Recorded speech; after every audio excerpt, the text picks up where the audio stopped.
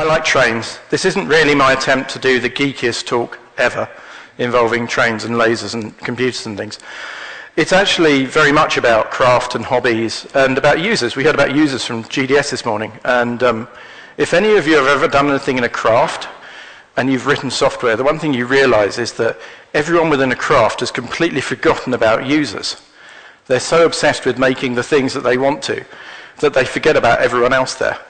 And this is kind of an exploration into that. So I'm a dad. I became a dad 6 years ago. It has real benefits like free footplate rides on steam engines, which is pretty cool. And what I realized was that I wanted to make the models that I make differently. So normally I make models out of brass and bits of plastic and wood, and they're very intricate and they're all built from scratch. But I actually want to make models with my kids. And I remembered about airfix kits. And airfix kits don't really exist for model trains, and especially not for sort of the niches of model trains. So I wanted to see if I could fix that, and at the same time try and understand sort of scaling manufacture from micro to mini. You know, we're never going to do injection molding, we're never going to do lots of these kits, but how does it feel to make a few of them? So I've been on this journey to make models differently, and the first thing I started to understand was what it was that I loved about my craft, and try to, you know, write down a few words. And all of these seem to be sort of emotional qualities rather than physical qualities. And I then started thinking about all the kits that you could get around. And I realized that I was either really bored by what Hornby do, or I hated the stuff that small providers tended to do, because they're really hard. And we'll come back to what that is in the background in a minute. And what I really hated were these things that came in boxes, and the only story I could tell about them from a craft perspective was taking it out of the box and possibly breaking it as I did so, because Hornby make their things so minute nowadays. So I'd been doing lots of thinking about this, and then 3 quite amazing things happened. I got chickenpox. That knocked me out for a month, as having chickenpox does. I did lots of sleeping. I did lots of almost hallucinating, which is quite fun, and that could be why I'm now up on stage here. These amazing engines, it's a bit dark here, came back from America, and I'll talk about them in a minute, but that really catalyzed one thing. And then the Olympics happened. And, you know, who didn't want to go and start an industrial revolution after seeing Kenneth Branagh being Brunel, big fuck-off rings of fire in the sky? It's just everything. So we're bringing engineering back. Proud to be British. Apologies for anyone in the audience.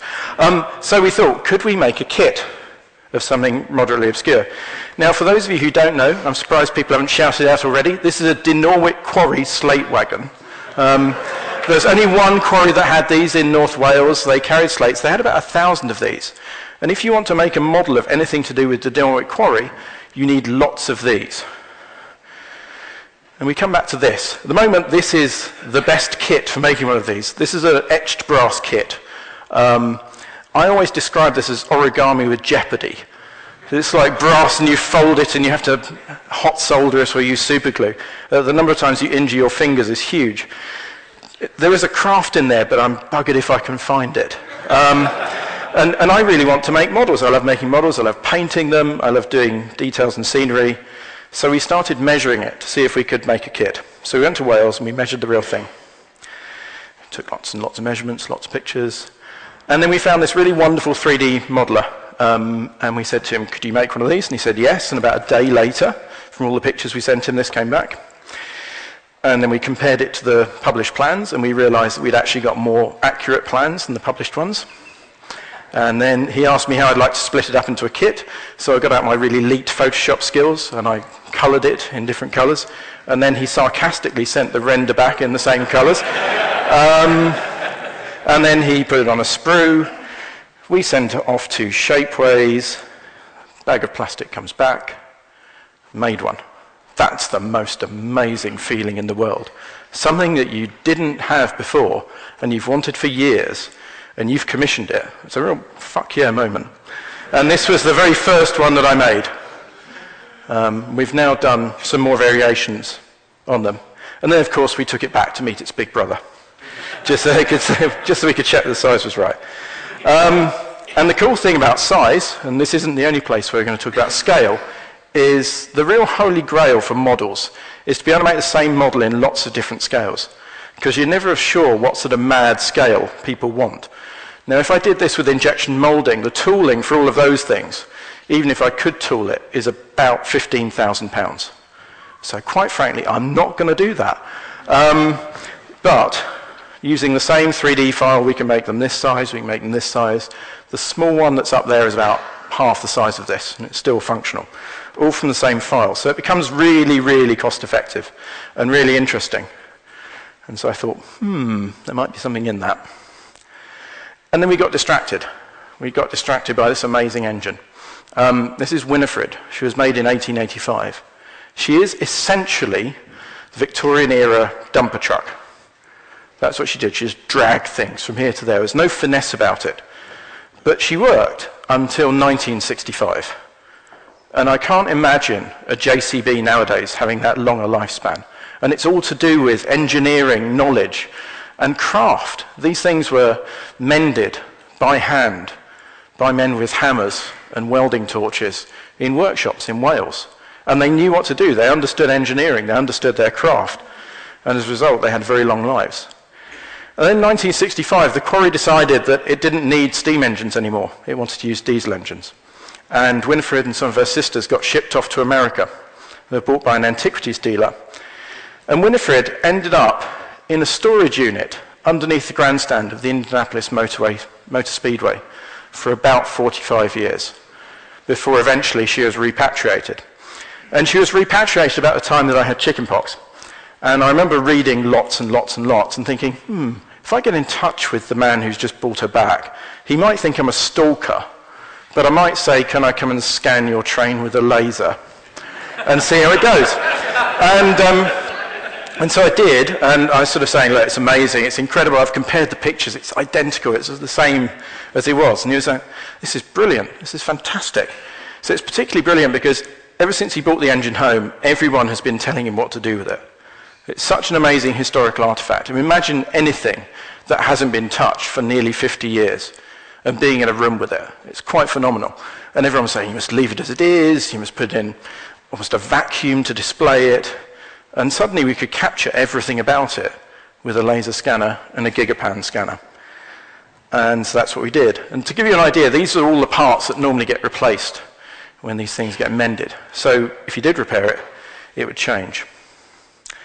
So I got the best desk ever for about 4 days. 2 days in September, 2 days in November.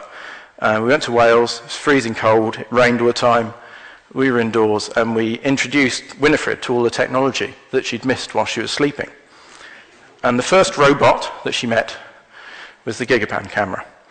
This is a product of the NASA missions to Mars. They didn't have cameras that could capture stuff in high enough detail, so they invented robotic heads. And you can now buy these robotic heads.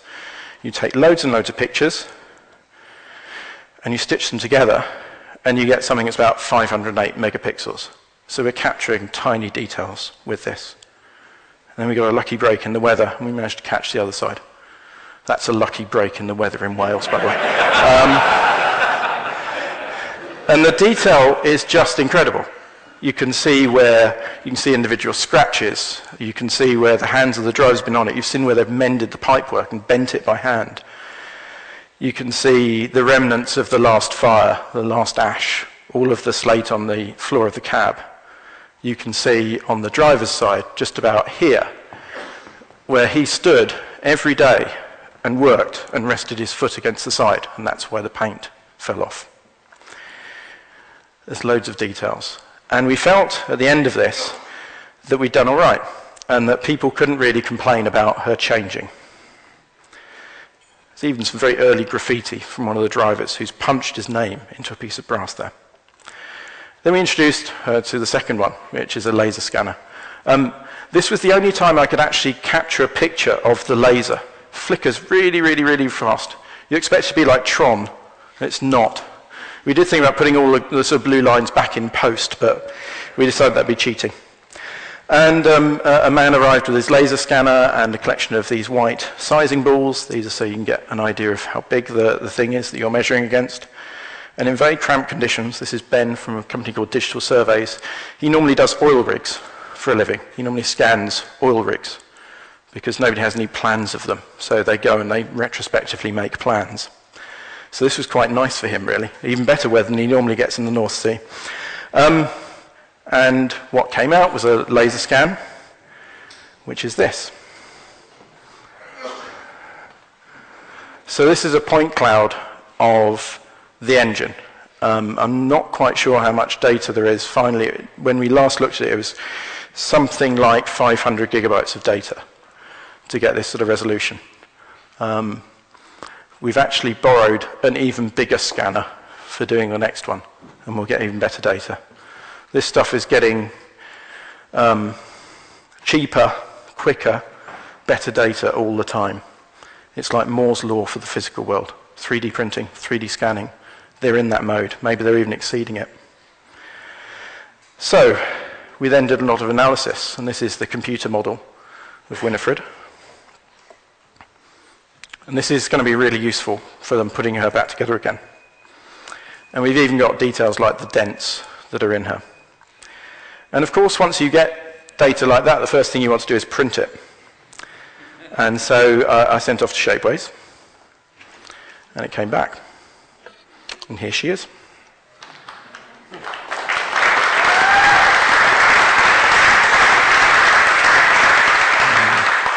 It's quite amazing. I now know what data feels like in a really interesting way. And for somebody who's played with open data for a long while, and we're actually opening up all the LiDAR data in about a week's time for people to play with, it's quite amazing to hold data and to sort of see it in all its detail. And we're now in the process of splitting this up to make a kit out of it. And we can make a kit whatever size people like, and in better materials as well. This is the cheapest material. We're doing it in resin now. And then obviously we took Winifred back to meet Big Winifred, and we invited the railway press, who stood and stared and got a bit confused. And they called me a techno wizard, which is great. I'm thinking of having that on a t-shirt now. And then we did another fun thing. So to test whether we got it right, we got the guys at Makey Lab to print us one of these. And this is the latch off the back. This is Julian, whose engine it is. And it fits one-to-one. We could replace that metal latch with this one. But obviously it'd be far more fun to replace it with this one, which is printed stainless steel. So this is fresh from Shapeways, straight out the box. You could actually just put it straight on the engine. And the nice thing is it's got all the bumps and the defects that the original has as well. So the cool thing is we can now print parts for steam engines, which is where the scale of up to one-to-one comes in. Because what we can now do is if there's a part on this engine, admittedly a part that doesn't take too much pressure, because I don't think I'd like to be too near to a boiler that's been 3D printed yet, we can replace it. And so we're going to do that with the smoke box door, which is completely shot, and instead of spinning a new one and losing all of that 100-odd years of patina and wear and putting a brand new one on, we're actually printing a brand new one which will have all the defects in there, apart from the ones that stop it working. So, once we'd worked out how to do all of this, we thought, well, knowing how to do it is one thing. Sharing how to do it is another thing altogether and feels like the right thing to do. So lots of people really interested in what we're up to and said, well, we'd love to do similar things. So following from this statement, so John Wilshire, hiding up in the gods there, naughty boy, came up with this lovely comment, that actually making things people want is more important than the 20th century way of making people want things. And that's where this started for me. I wanted a particular thing and I couldn't buy it. So I've worked out how to make it. And now we're working out how to let other people make the things they want. So we've built a crowdsourcing platform very, very quickly, sort of 2-week build. And people are now suggesting kits that they'd like. Other people are voting for them. And when it gets to sort of having a bit of a critical mass, then we're getting in touch with the railways and saying, hello, we're a bit mad, can we come and scan your trains, please? And they're all saying yes, which is great. And we're just about to launch our first Kickstarter campaign in the next sort of day or so to make some... What's that? I scanned your head, give us a break. So why was I scanning his head? Well, actually, figures are really interesting. The majority of figures on model railways are a bit rubbish, and they're always the same people. You go and look at everyone else's lap, station master pointing.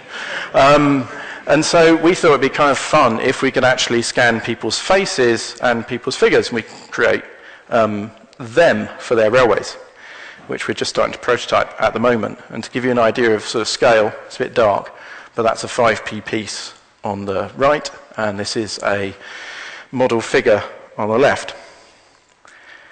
And then back to the techno wizard bit. It feels slightly wrong that this thing is seen as techno wizardry, because it's not really. Any idiot with like a USB turntable, a knackered shelf from an IKEA thing, some bits of Velcro, a Kinect, and one of their children's toys that they've stolen can do it. So can I switch to the other one? So there we go. Let's scan the JCB. And this is behaving almost exactly the same way as a laser scanner is. There are loads of bits of scanning software you can get for Kinects. Most of them are fairly rubbish. These guys, Artec, make proper scanners, and so they know how to deal with all the data. But I'll stop it before it goes too far. But basically, there's something we've scanned. So I'll just let that stitch itself together. So what it's doing is it's recognizing bits of the JCB and it's sticking them together. And that's all the laser scanner does. So what we're really interested in is exploring bits of everyday tech at the moment to build a sort of platform that anyone can go and scan stuff. OpenStreetMap did this amazing thing with mapping parties and GPS. Wouldn't it be fabulous if we could make a similar thing for people who love stuff in museums and whole crowds of people go and scan everything in museums, obviously whilst not infringing copyright, because then really cool things could happen. So that's sort of what you can do with just everyday stuff that's lying around. Let's switch back. So, and I'll flick through the video that I prepared earlier, just in case that went tits up. So we now to do all the geometry bit. The other bit about model railways that we're just starting on is this bit, which is how you might control your trains. So we're playing around with putting an Arduino inside a 3D printed train. We're making the Arduino run Node.js. It's basically to try and make the geekiest talk in history. And because we think it'd be a really fun way of teaching kids about engineering and making physical things. You know, who didn't love making Airfix kits when they were a kid, but who always wanted to make them move? And I think you can teach kids software engineering and hardware engineering by doing this sort of stuff and open sourcing all the code and all of the shape files. I just wanted to say a big thank you to all of these people who've helped on this endeavour. VJ Paul, who's our lovely modeller, Ben of Digital Surveys, Julian, whose engine it was, who basically let me indulge this mad idea. Alice and the guys at Makey Lab, who printed the lovely thing and are constant sources of knowledge. And Dan Crow, who from Songkick, who's another train nut and basically comes along and tells me that I am mad, but it's okay. And for those of you who want to follow along, we're taking the big laser to Wales Monday and Tuesday. We're going to scan 4 engines in 2 days. So please follow along on the blog and on Twitter. And thank you very much.